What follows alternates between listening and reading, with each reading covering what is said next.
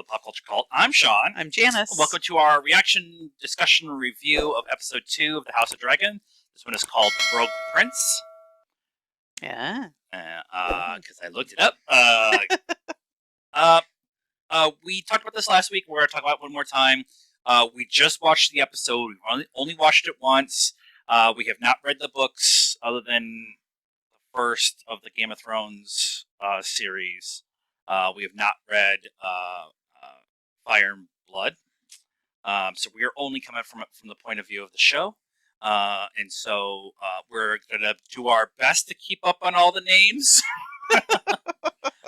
We can't make any promises. But we're probably going to talk more about the themes this week than we are actually the characters. Because they just laid it out in front of us what is about to happen. Yep. So, yeah. This episode starts with the map. Yes. Question mark? Not the same map. Not the same map. Not the Westeros map. More like the King's Landing map? Valeria map? Valeria? And it was following a red... It was blood. I don't want to say it was blood, but it was a red river, and they followed it through everything with different symbols. I believe each of the symbols were the different houses. We were trying to figure it out as we were going along. Like I said, we've only watched the episode once. Yeah. And we are not in a deep dive. Possibly the symbols of the lineage of the kings. I think ultimately it is the Targaryen bloodline. Yeah. That they are showing how we get to this point and how that bloodline is over everything that is King's Landing. Right. And that's currently and then how that affects Westeros as a whole and right stuff. So but they talked about it last week, that they did a cold opening to do the Great Council to kind of get us into this universe and get us going and kind of give us some Easter eggs of stuff that we recognize from the Game of Thrones series.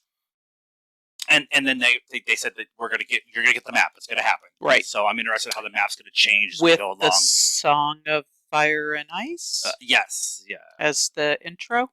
So definitely letting you know that this is under the Game of Thrones umbrella. They kept giving us hints of the music last week until the end. And then we got the end, we got the Game of Thrones theme, and I was like, okay, we're back in Westeros. I'm happy now. Okay, so the theme of this episode, or at least the emotional context in which I'm taking it, is that the patriarchy, as it is within Westeros, has conditioned everyone to continue the patriarchy. Right. Well, and I mean that's I wouldn't say that's specific to Westeros, right? It's right. Kind of outlining the fact that any not even just patriarchy, right? Any controlling. Yeah, I was gonna say like the this is how it's always been kind of thing, right? So, if it was, always a white person and a person of color comes in, or, in this instance, it's a woman, but it's always that, tradition. Tradition is a four-letter word. I say that a lot, that the biggest four-letter word there is tradition. And I believe in the idea of honoring the past and learning from the past and continuing on with the past, but also allowing yourself to be open to new things and moving forward and trying new things and having new voices and new conversations. Because if you don't learn from the past, you're destined to relive it. Which is currently going on. Fascism. So the idea behind this episode was they laid out the last week. We laid out all the chess pieces. Like, here's all the players. Here's all the pieces. The first couple of pieces have been moved, and then this week we move forward in the timeline. up 6 months, and now the pieces have been moved, and now they're being positioned for the upcoming salvo of first blows. And with the idea of we have to keep things the status quo so we can keep our power, and we can't allow someone else to come in and take that power, whatever that power may be. It could be Hightower's power. It could be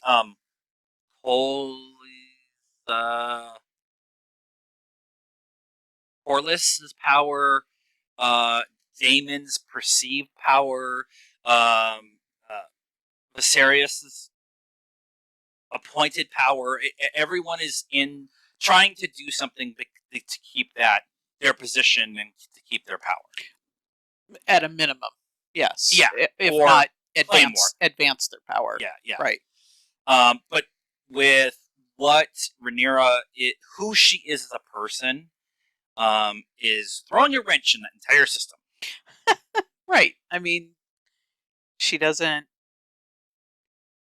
see why it can't be her, right? She's right, and she feels like she is just as capable of reigning as her father. She might even feel that she's more capable, because a lot of people kind of feel that Viserys is not a very effectual king. He's not exactly threatening. He's just kind of soft, and and it's not that it hasn't worked for him, like we talked about in the last episode. King's Landing and Westeros in general, from what we've seen so far, appears to be doing okay, right? There's not massive wars and starvation and disease and all that, so they seem to be doing okay. But it makes it very easy for someone who is interested in advancing their agenda to Corlys. Well, I think all of them have an agenda, whether it's to be crown or to push someone else into that position, or whatever. But he has appeared softer, so it's kind of I get the feeling that she's like, hey, I'm riding a dragon. I can be a badass. And he used to ride a dragon, but now he's kind of just falling apart. He's a very similar, at least archetyped, as Robert was in Game of Thrones.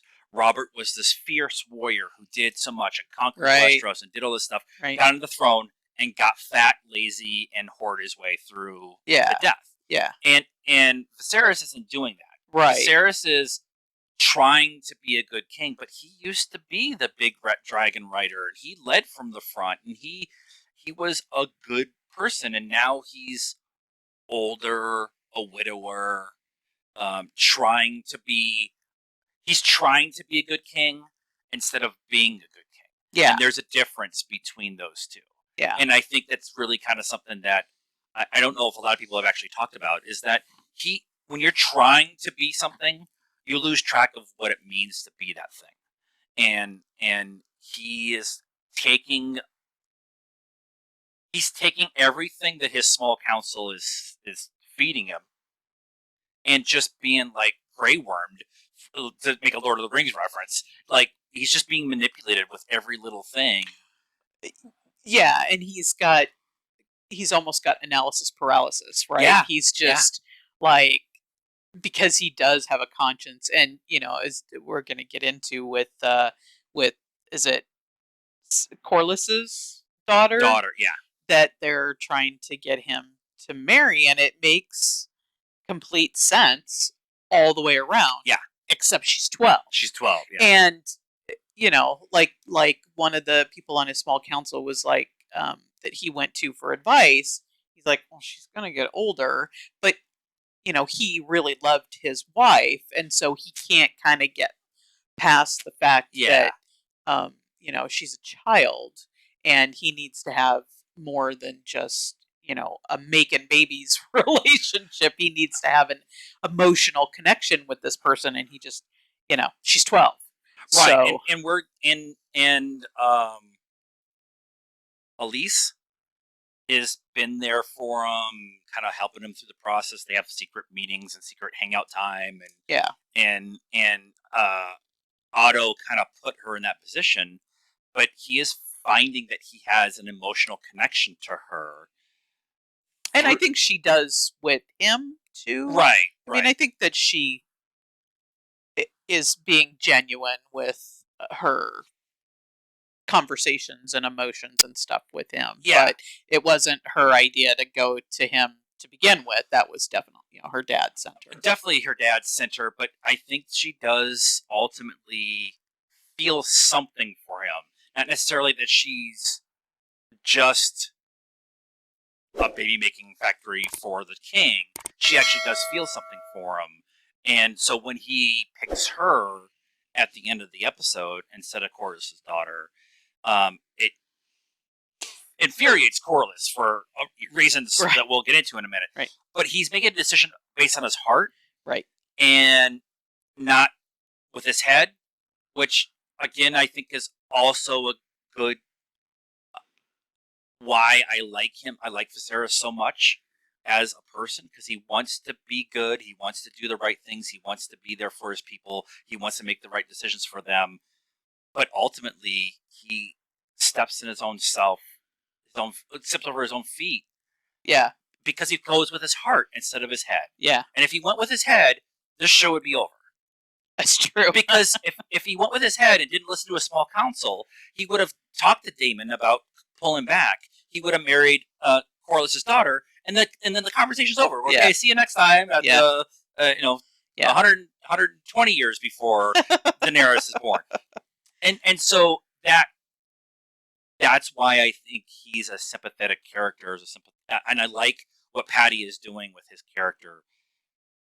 More than once in this episode, Patty, as the actor, showed the physical conflict that he is going through emotionally on his face and his body. Yeah, that's true. And I really liked all that. I really liked what that all meant and everything. Yeah. But go ahead.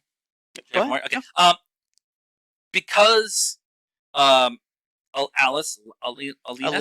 Elise is picked.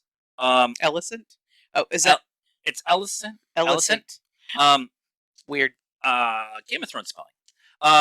As much as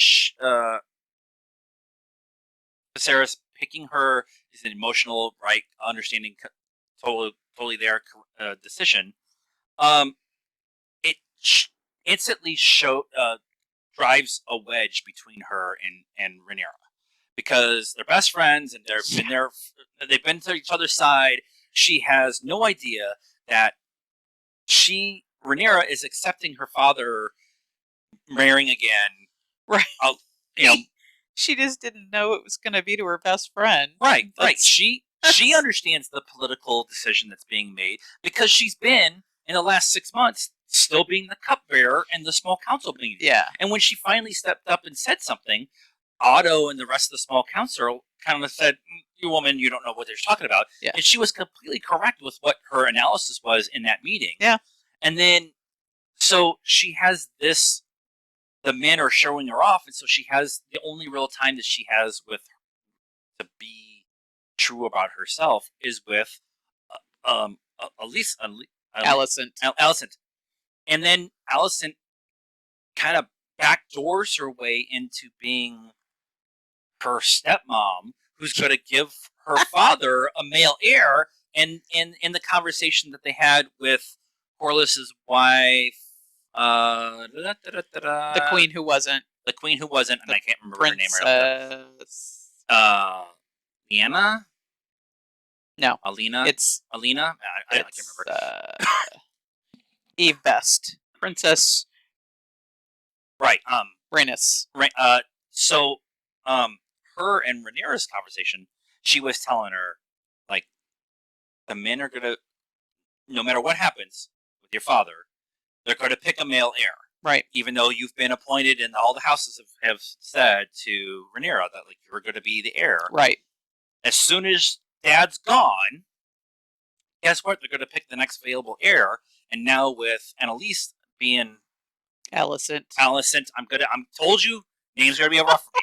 Alicent being young enough to give him male heirs on multiple tries, she can see the writing on the wall, and that she kind of feels, at least from my point of view, she feels betrayed by her best friend and her father, and her, because yeah, she has gone the last 6 months, and she made this very apparent when her and Rhaenys, yeah, were talking. That she said they bowed the knee to me, so she thought, yeah, like she was in. This was it. They bowed. All these kings or lords or whatever, lords I guess, came from all these other, bent the knee and bent the knee to me, and I'm it. And she's like, no, honey, he's gonna remarry and he's gonna have male. And then she kind of gets shoved aside because she's still the cupbearer. So I mean, it's as much a failing on her father for not sticking up for her again, him being soft, yep, and not saying, I named my daughter my heir. She shouldn't be the cupbearer in the small council anymore. Be at the table at the left at the king's right hand, where the hand of the king is sitting. And then the hand of the king should be the one next to Otto should be one seat over. Yeah. And they've been making a visual representation that Otto's on one side, everybody else on the other side. Rhaenyra should be sitting at the table. Yeah. Even if it's at the other end, she should be sitting at the table and not be the cupbearer. Right. And I just it's frustrating in a good way, because we're seeing that actually needs she's being brushed aside before she even a male heir is even there. Right. So all of this stuff, her father giving her the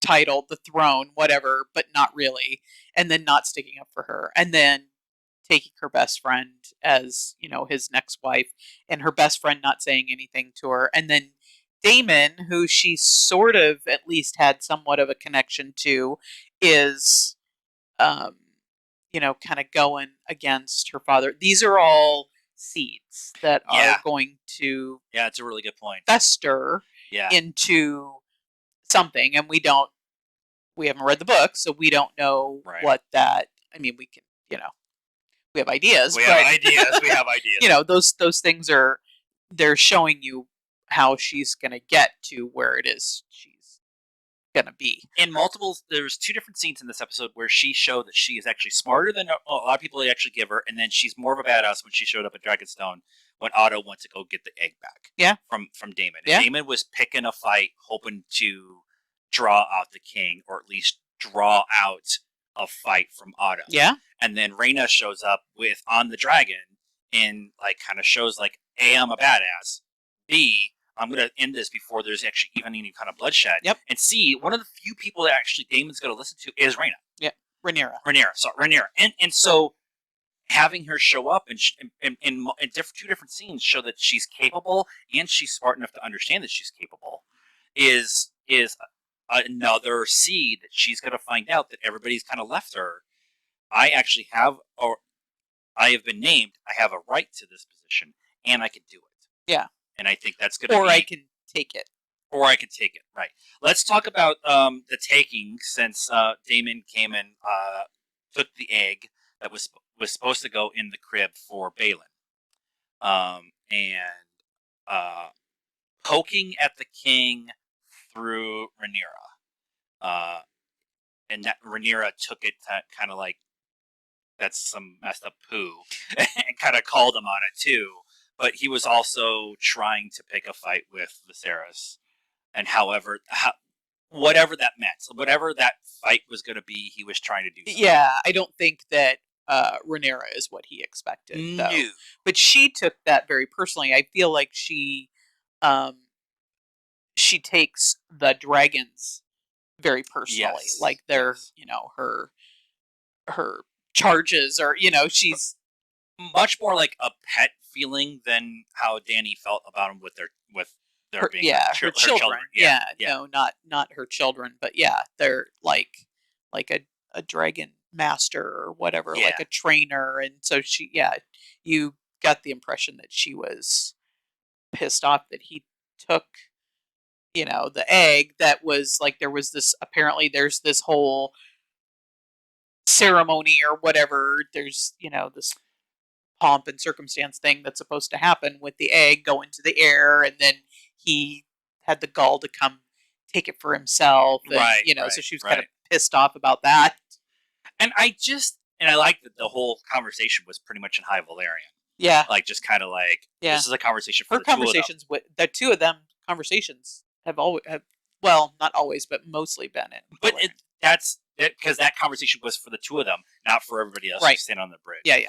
And it was very interesting, the shot of coming up to the gate and then the walkway up to Dragonstone, and then the room that we all know as the Situation Room, the map of Westeros, and doesn't have the map. It just has like a table. It's like Daemon's hangout, like office. Like it's his lounge. But in that, they announced that Daemon's getting married to a second wife, or he's taking a second wife, and it's the whore. Unbeknownst to her. I think she knew they were getting married, but just like, no, she acted like she was like, we're getting married. Yeah. And I'm pregnant, and he was like, yeah, someday. Yeah. It was definitely Daemon trying to make a calculated move, but not actually calculating what he was doing. Right. He just told everybody that that's what was happening, just to piss his brother off, not really not talking to her about it. Yeah, so. And then the final scene was Corlys being shunned by the king and not taking his daughter, going to Daemon and saying, we are both second sons to kings who were not capable. Maybe we can do something about that. Yeah. And all of this is Corlys's actions specifically were all set up by pirates. I can't remember the name of the group, but they feed their captors to the crab feeders, to the crabs. The crabs, yeah. And they have been attacking the trade routes, which is putting Corlys and his whole household in a position of.